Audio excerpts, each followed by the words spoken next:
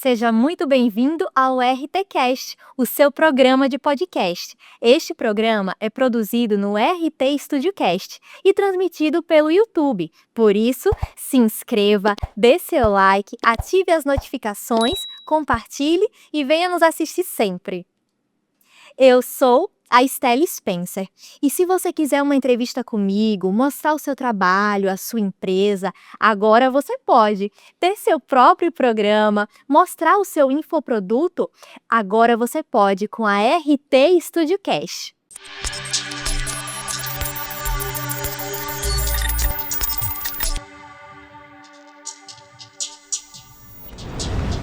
E hoje eu estou com ela, que é protetora, advogada, vice-presidente da Comissão de Meio Ambiente da OAB Alagoas, Elisa Moraes. Muito bem-vinda, Elisa. Obrigada, Estelle. É um prazer estar com você novamente. Nosso programa vai constar de 3 momentos. O primeiro, uma entrevista, uma conversa. O segundo, as perguntas do público. E o terceiro, um bate-bola. Podemos começar, Elisa? Vamos lá. Elisa, a gente sabe que você tem uma trajetória na causa animal e a gente quer saber quem é a Elisa Moraes. Eita, que pergunta difícil. Bom, a Elisa Moraes é uma jovem advogada, né? Mulher, protetora de animais, mãe de 10 gatos e amante da natureza, dos animais, das atividades radicais. Acho que é um pouquinho isso. E hoje você está à frente da SOS Pet Pinheiro, você é idealizadora e está à frente. Conta pra gente, o que é a SOS Pet Pinheiro? Então, a SOS Pet Pinheiro é uma ONG, né, que surgiu em 2019 a partir do desastre ambiental que ocorreram nos bairros, né, a partir daqueles tremores. No início, a gente surgiu como um suporte para os animais que viviam nas ruas dos bairros, principalmente do Pinheiro. E a gente identificou na época, eu e um grupo de moradores, que à medida que a Defesa Civil liberava um mapa e novas ruas eram evacuadas por causa das rachaduras, ficavam 10, 15, 20, 30, 40 gatos. E isso nos chamou a atenção, então a gente resolveu se unir, vários moradores, para cobrar. Na época, a gente só pensava em cobrar da prefeitura. E até então a gente não sabia que era Braskem, né? A gente só veio saber que era Braskem pouco depois. E a gente resolveu se unir para alimentar, tentar buscar lar temporário para alguns, castrar alguns, com o que a gente tinha, né, ali, o nosso amor, a nossa boa vontade e algumas doações. Então a gente surgiu, a SOS Pet Pinheiro surgiu resgatando gatos do bairro do Pinheiro. Como você bem disse, né, a SOS Pet Pinheiro surgiu por conta do apoio que os gatos precisavam por conta da catástrofe ambiental da Braskem. No caso, a Braskem, ela já procurou vocês? Vocês recebem alguma coisa da Braskem? Vocês já receberam? Então, da Braskem, a gente denunciou a Braskem em abril de 2020 por maus tratos no Ministério Público Estadual. E aí, a partir dessa denúncia, a 4ª Promotoria de Meio Ambiente, ela instaurou um inquérito, né? E dentro desse inquérito, eles criaram uma agenda resolutiva. Então, a gente participava, junto à Braskem, de uma agenda resolutiva no Ministério Público Estadual. E nessa agenda tinha metas, atividades, né? Algumas coisas, vamos dizer assim, que a Braskem tinha que fazer em prol dos animais dos bairros afetados. Então, até outubro de 2022, a gente recebia apoio da Braskem com castração e vacina. Aí, a partir do momento que a gente saiu do bairro, porque a gente estava na área de risco, né, a ONG teve que sair do bairro, a gente não recebeu mais nada da Braskem. Encerrou ali, apesar de a gente ter animais do Pinheiro até hoje, que estão com a gente até hoje, e a gente ter documentado que são animais do Pinheiro, mas para eles a gente teria que estar no Pinheiro para ser beneficiário de alguma coisa. Então, até aquele momento, era isso que a Braskem fez. Hoje a gente não recebe nada da Braskem, né, desde outubro de 2022, e nós somos hoje sustentados por meio de doações. E referente ao governo do estado, ao município e às demais autoridades, vocês foram procurados? Vocês recebem ou receberam alguma coisa? Do estado a gente nunca recebeu nada, Eu sei que o estado tem uma superintendência há algum tempo, acho que uns quase 2 anos, mas a gente nunca teve nada do estado. E da prefeitura, a gente já fez parceria com castrações, a gente já recebeu quase 30 castrações da prefeitura ao longo desses anos todos. Não é muito, mas ajudou. E o Centro de Controle de Zoonoses, né, eles, a cada 2, 3 meses a gente chama e eles prontamente atendem o pedido. Eles vão ao SOS, eles vacinam nossos gatos contra a raiva, os animais são muito bem atendidos por eles. Eu não tenho o que falar do pessoal do CCZ. E é vacina contra a raiva, né, uma vacina obrigatória que a gente precisa dar nos animais. Então, basicamente, em relação a estado e prefeitura, é isso que a gente tem. Mas vocês têm algum apoiador, algum parceiro, alguma empresa privada, ou só os voluntários e doações? Então, hoje a SOS, ela venceu um edital que se chama o edital Nosso Chão, Nossa História, do UNOPS, que é do Comitê Gestor do Ministério Público Federal. A gente venceu esse edital o ano passado, né, e a gente recebe uma verba para custos básicos, né, de estrutura da ONG. Mas parceria com empresas a gente não tem, a gente recebe doações, acho que 99% são de pessoas físicas, as doações, que é com ração, granulado, medicamentos, e é o que sustenta todos esses anos a ONG, né. Certo. Mas assim, você hoje está dentro da causa animal, você está inserida na causa animal alagoana. Você percebe políticas públicas, como é que está esse cenário aí da causa animal alagoana? Olha, eu enxergo eu vejo assim, a gente tem estado e municípios, né, são 102 municípios onde a gente não vê tanta atuação de políticas públicas. E o que é que eu falo de políticas públicas? A saúde única, a tríade humano, meio ambiente e animal, ela precisa ser cuidada para que a gente evite doenças, né. A covid é um exemplo desse problema. E aí quando a gente olha, a gente faz um panorama estadual, a gente não vê políticas públicas eficientes a nível estadual. A gente tem uma superintendência estadual que está aí há 2 anos atuando, mas a gente não vê, essa superintendência inserida nos municípios. Essa superintendência buscando saber quais são os problemas que cada município tem relacionado aos animais. O que falta? Qual o suporte? Qual a verba que esse município precisa para ele, por exemplo, castrar animais? Qual a verba que aquele município precisa para construir um animal? Nem tudo pode ficar apenas no colo do município. O estado ele precisa chegar junto, assim como o governo federal precisa chegar junto dos estados. Então a gente vê que falta essa atuação a nível estadual. A gente tem 102 municípios onde, vamos dizer que mais de 70% deles não tem nenhuma política pública voltada para a saúde única. O máximo que vai acontecer é a vacina contra a raiva, porque ela é obrigatória e o governo federal que a envia, mas a gente não tem outras políticas públicas. E aí o que a gente vê é protetor, é abrigo espalhado pelo estado pedindo socorro.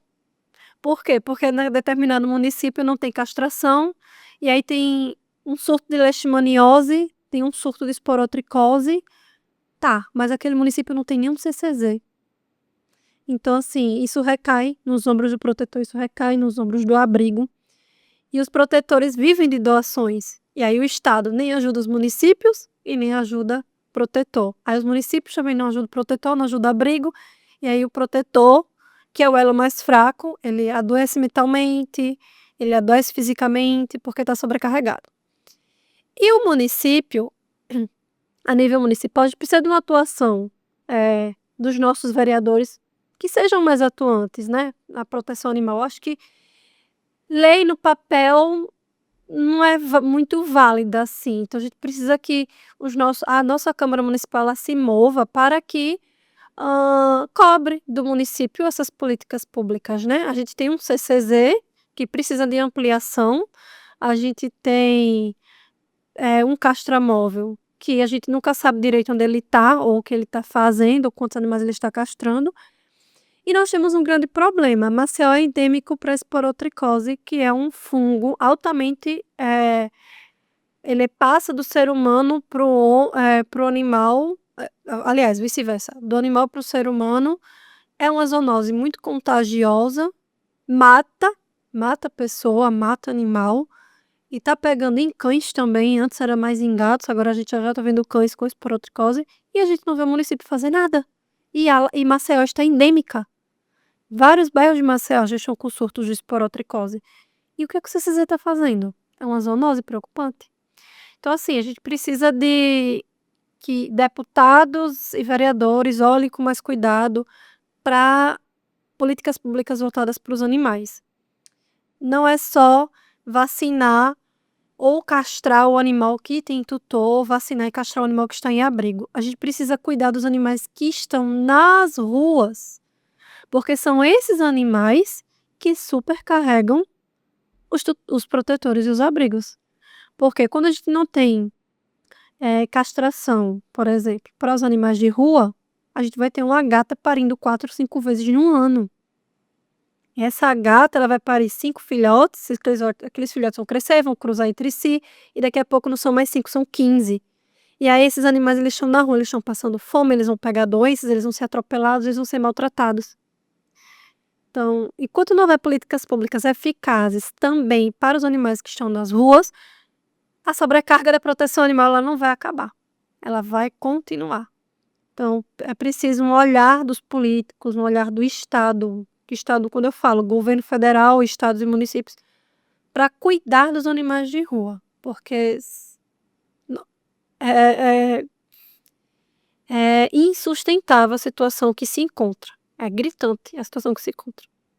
E o protetor ele faz um trabalho que era para que as autoridades fizessem, né, que é o trabalho do controle de zoonoses, de Sim. natalidade, de mortalidade de animais, um trabalho socioambiental. Existem muitos protetores, existem muitos abrigos em Maceió e em Alagoas? Sim, eu acredito que de protetores deve ter incontáveis para mais de, sei lá, 300 protetores, acho que no estado, ou muito mais, porque tem aqueles que nem aparecem.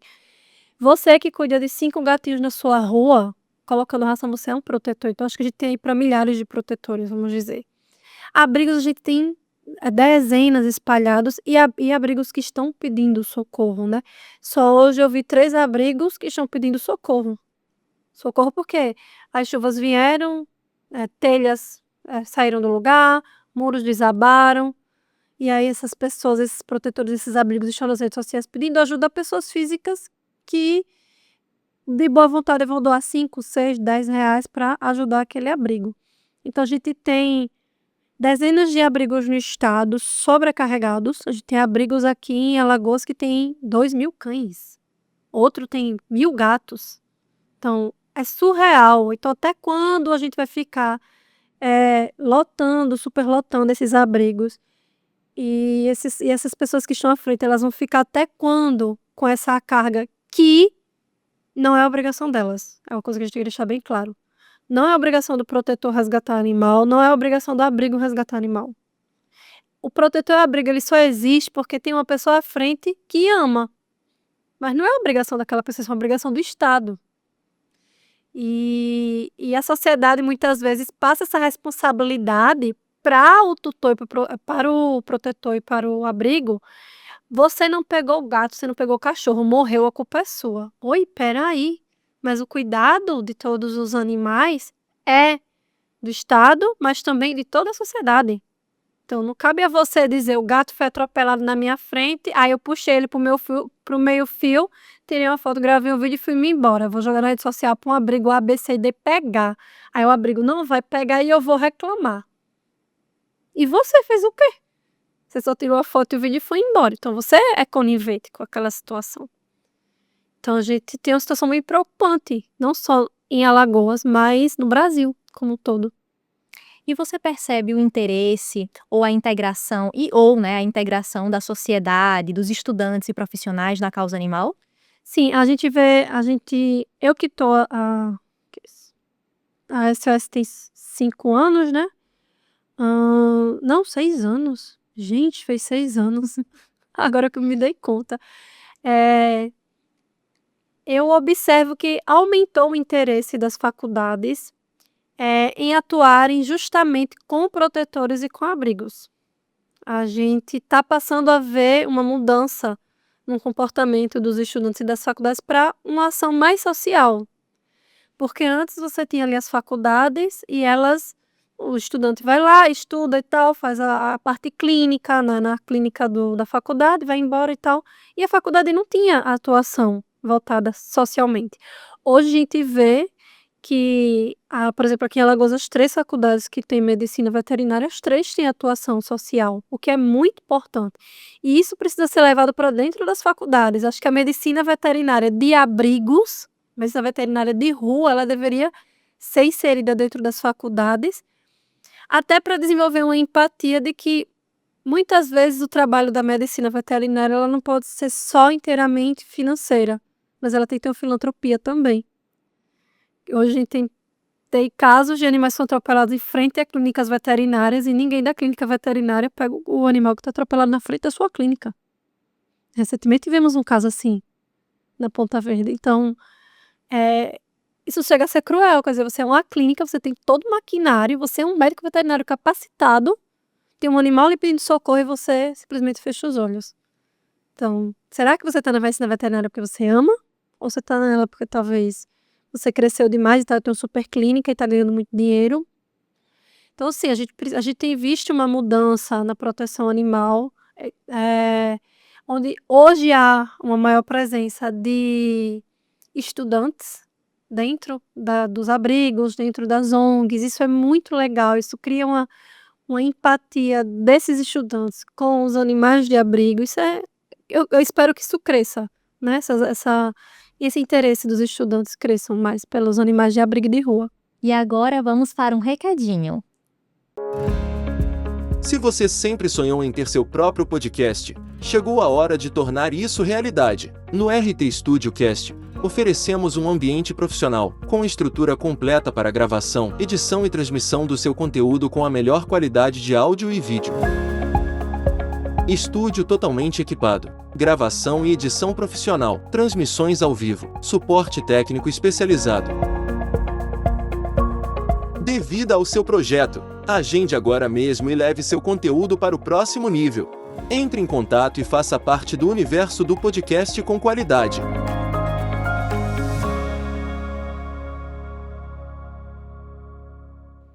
E é isso mesmo que você ouviu. Agora você pode ter o seu próprio podcast, o seu próprio programa, solo, com entrevistas, com consultoria, material de qualidade e alta tecnologia. Vem com a gente para o RT Studio Cast.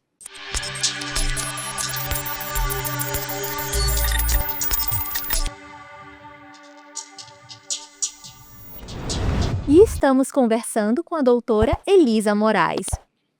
Doutora, os gatos, né, estão lá no SOS Pet Pinheiro e estão para doação, não é isso? Eu vi também que se você não pode adotar, você pode apadrinhar. Como é que funciona isso? Então, a gente tem na SOS, em média, a gente tem 70 gatos, né?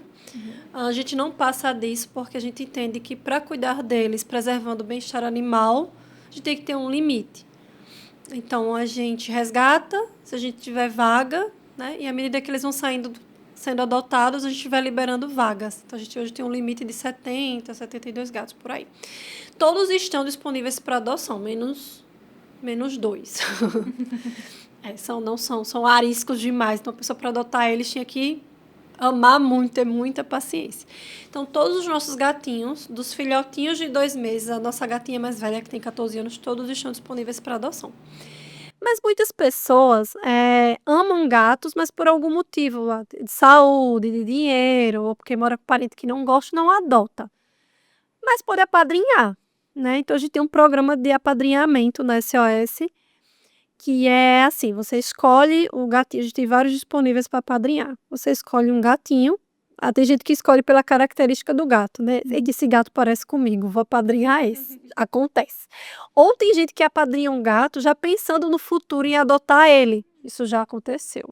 Inclusive, recentemente, o Luiz foi adotado e a madrinha dele passou muito tempo sendo madrinha e resolveu adotar ele. Então, assim, você vê que até é legal essa conexão, né, do padrinho e da madrinha com o gatinho que está sendo apadrinhado. E aí toda semana a gente envia uma atualização do gatinho, o que ele está fazendo, o que ele deixou de fazer, que ele não está afim de vídeo, acontece. E o tutor, minha gente, o padrinho, ele recebe depois um feedback daquele valor que ele doou para onde foi destinado. Foi para ração, foi para uma conta de luz, foi para uma vacina. Então, e a gente tem um valor mínimo de apadrinhamento, que é R$50. Aí a gente pergunta, mas por que R$50? A gente chegou a um valor que, ração e areia, R$50 para um gato adulto, tá. Não vamos contar custos extras que aparecem, mas é o valor que a gente chega como razoável. E tem padrinho que dá 50, 75, 100, aí vai das condições financeiras de cada um. O valor mínimo é 50. Então, acho bem legal, porque a gente descobriu que fazer esse programa de apadrinhamento conectou as pessoas com os gatos que elas apadrinham, e aí a gente acaba tendo adoção por causa disso. É bem legal. E a gente sabe que hoje pessoas se aproveitam da causa animal para aplicar golpes. E eu queria que você dissesse, Elisa, algumas dicas para que a gente pudesse entender ou descobrir, né, como assim tal pessoa tem um abrigo ou não. Se tal pessoa tem um trabalho sério ou não, se é uma fraude ou não. Então, a gente tem várias hoje aqui em Alagoas, né? Primeiro você pode olhar o Instagram, né? Olhar o Instagram daquela ONG, daquele abrigo, dar uma fuçada, ver os comentários, talvez buscar pessoas que já são doadoras para saber, olha, você já foi lá, como é? Quando você doa, realmente é destinado para os animais? E outra, muita gente doa, mas não vai visitar. Então, é muito importante que você que doa, você visite. Vá visitar. Lá você vai ver os animais, você vai ver que realmente o dinheiro que você está colocando ali para ajudar está chegando nos animais, que a ração que você manda realmente está sendo colocada para os animais. Então, buscar também com a Comissão de Bem-Estar Animal, buscar com as superintendências que a gente tem no estado e no município. Olha, essa ONG aqui é confiável e tudo mais, né? Então, assim, é bom você se resguardar de todas as formas. Vai ser 100%? A gente tem situações que tem demonstrado nos últimos anos que nem 100% do que está no Instagram é de fato verdade. Por isso que eu estou dizendo que você tem que ir lá, conhecer, ver, pedir para entrar, visitar. Se não quiser dar dinheiro, vai você levar a ração lá em natura, entendeu? Então, assim, tem várias formas que você pode descobrir a idoneidade daquele abrigo e daquele protetor. E lá no SOS Pet Pinheiro vocês recebem doações. Que tipos de doações vocês recebem? Tudo. Tudo serve. Olha, o principal lá, né, que é da manutenção diária, é ração para gatos, adultos e filhotes, sachê, areia sanitária, granulado de madeira, toalha, lençol, vassoura, pá, produto de limpeza, tudo, até aqueles caixotes de feira de supermercado, também de frutas. Sim. Aquilo ali vira caminha, bacia vira caminha, estante vira caminha. Então, assim, tudo a gente arranja uma finalidade. Chegou de um jeito, talvez esse jeito não dá certo, a gente recicla. Mas tudo a gente transforma para os gatos, né? Em brinquedo, no que for. Até plantas que os gatos não são, tipo milho, para fazer graminha também. Então, tudo a gente arranja uma utilidade. E vocês também são abertos a visitas, não é isso? Isso, todos os dias, de segunda a sábado, de 2 às 6 da tarde, a gente tem os estagiários, os voluntários que estão na ONG, que você pode visitar. É só entrar no Instagram, lá no @SOSPetPinheiro no Instagram. Aí manda mensagem no direct, que aí a gente responde, a gente agenda para você ir lá. E você pode ir lá conhecer, visitar, adotar, virar voluntário para limpar também, a gente aceita. E vocês estão com um evento para acontecer lá, né? Isso, Elisa? 2 eventos. Eu só eventos. falei de um, não foi? Mas são 2. Sábado agora, dia 7, a gente vai ter o Cat Yoga. É a iniciativa de uma médica veterinária, mais uma professora de yoga. E aí vai ser lá na sede. A gente vai colocar os tapetes na sala, a galera vai fazer uma yoga com os gatinhos. E vai ser às 4 da tarde. paga R$ 30 mais 1 quilo de ração de gato. E esse é do dia 7. O nosso master evento que a gente faz a cada 3 meses é o Cat Café, né?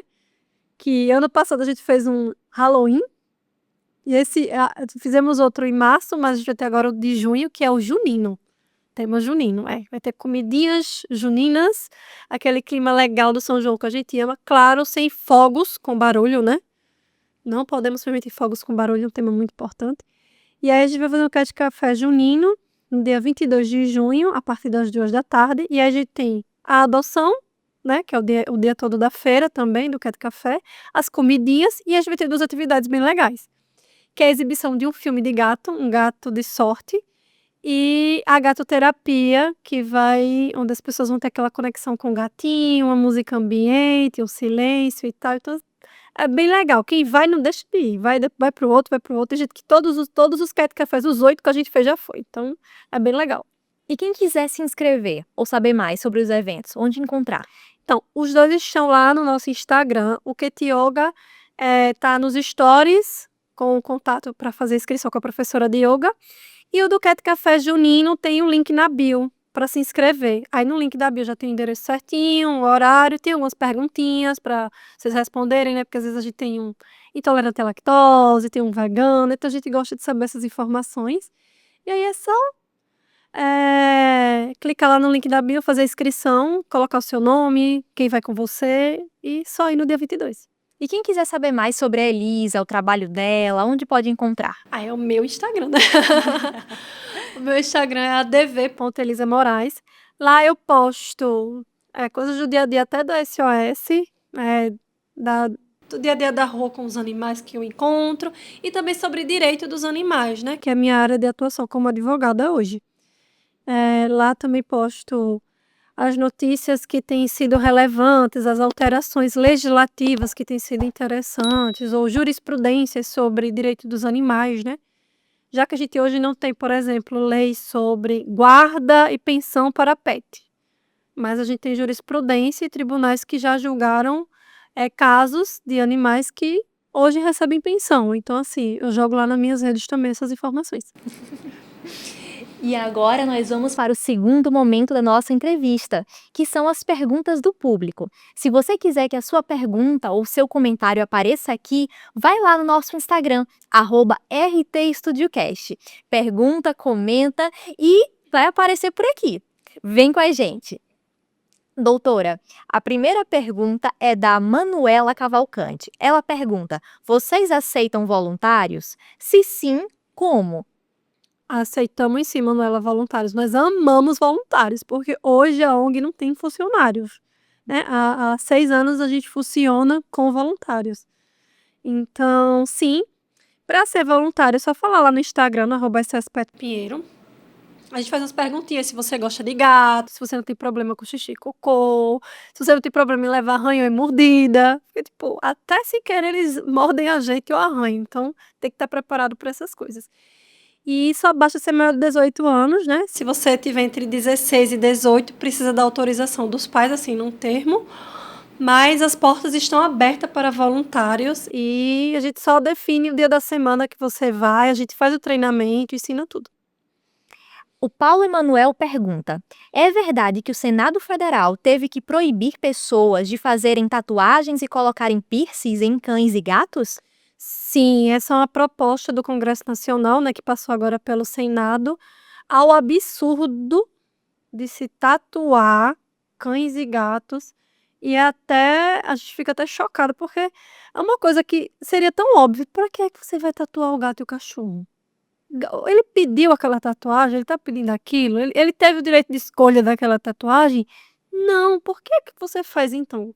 As pessoas que fazem isso, Paulo, é porque elas pro ego delas, pra elas, porque o animal não pediu tatuagem. Então foi preciso o Congresso Nacional, né, legislar sobre o tema para proibir, e aí traz várias sanções contra pessoas que, né, estão fazendo essa bizarrice de tatuar e colocar piercing em gato e cachorro. Eu ainda não consigo falar para você quais são as sanções, porque eu ainda não li o projeto 100% para entender quais são as sanções.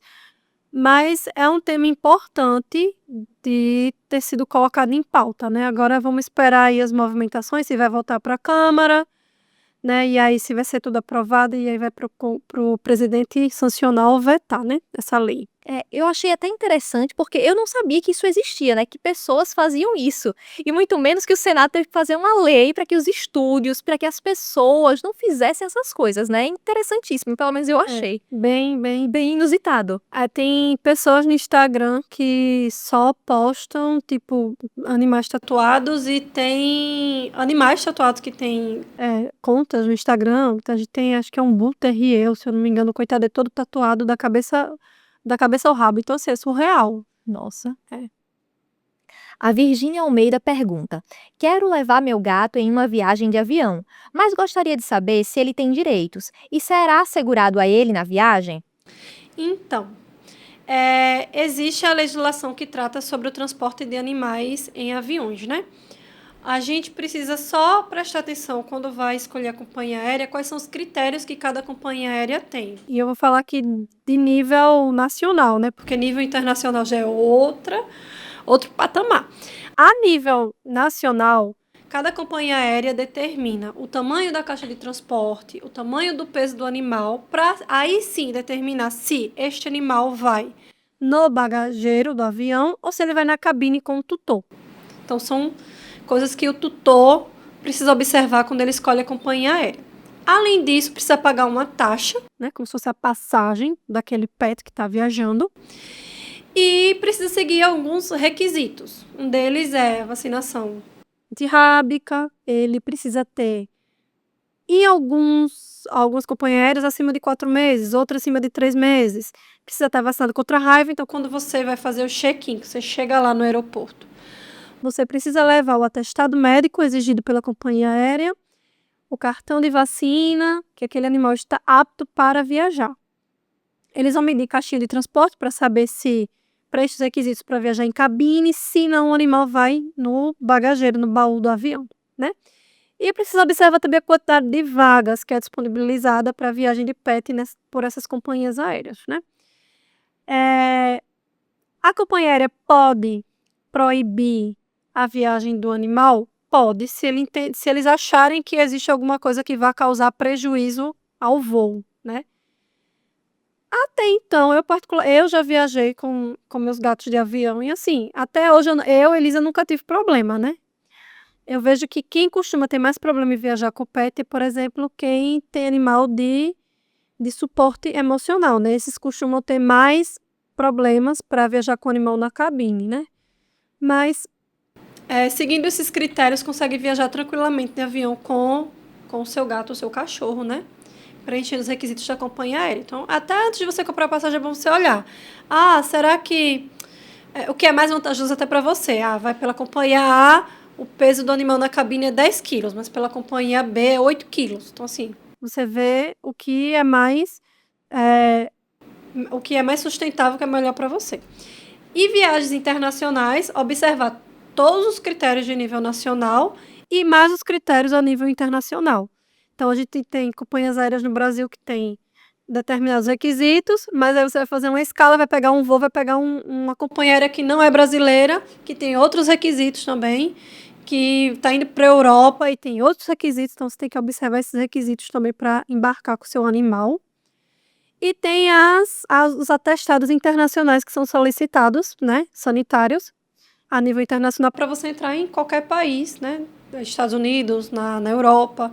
Então, você tem que pesquisar todos esses critérios. Se você ainda tem dúvidas, aí você pode buscar um apoio com um advogado, entrar em contato diretamente com a companhia aérea para entender todas essas dúvidas. Mas quem costuma viajar com pet, seguindo os critérios, consegue viajar tranquilamente. E agora vamos para o terceiro momento da nossa entrevista, que é o bate-bola. Vou falar uma frase e a doutora Elisa vai dizer o que vier primeiro à sua cabeça. Podemos começar, Elisa? Não, isso é certo. Vamos lá. Por que abraçar a causa animal? Por amor. Um desafio da causa animal. Eita, dinheiro. Você foi o que veio. Uma característica admirável do SOS Pet Pinheiro. Carinho. Muito obrigada, doutora Elisa. E agora vamos deixar esse espaço para as suas considerações finais. Eu espero que eu possa ter contribuído com essas informações, né? A SS Pet Pinheiro está com as portas abertas para receber visitas, doadores, voluntários, pessoas que querem adotar, conhecer, né? E o meu Instagram tá lá também para quem quiser mais informações sobre o direito dos animais. Só mandar mensagem no direct, eu respondo, tirar dúvidas também e chamar vocês para se unirem à proteção animal. A proteção animal ela não é só o protetor, só o abrigo. A proteção animal é para todos nós como sociedade. Então, se a sociedade apoiar, talvez a gente consiga mudar as políticas públicas, a gente consiga mais apoio dos governantes para que a gente salve mais animais, a gente diminua essas taxas de maus tratos contra animais, que ela é muito alta hoje no Brasil, e convidar vocês para fazer parte disso. Muito obrigada, doutora Elisa, e muito obrigada a você também que esteve conosco. Esperamos você no próximo episódio. Até lá!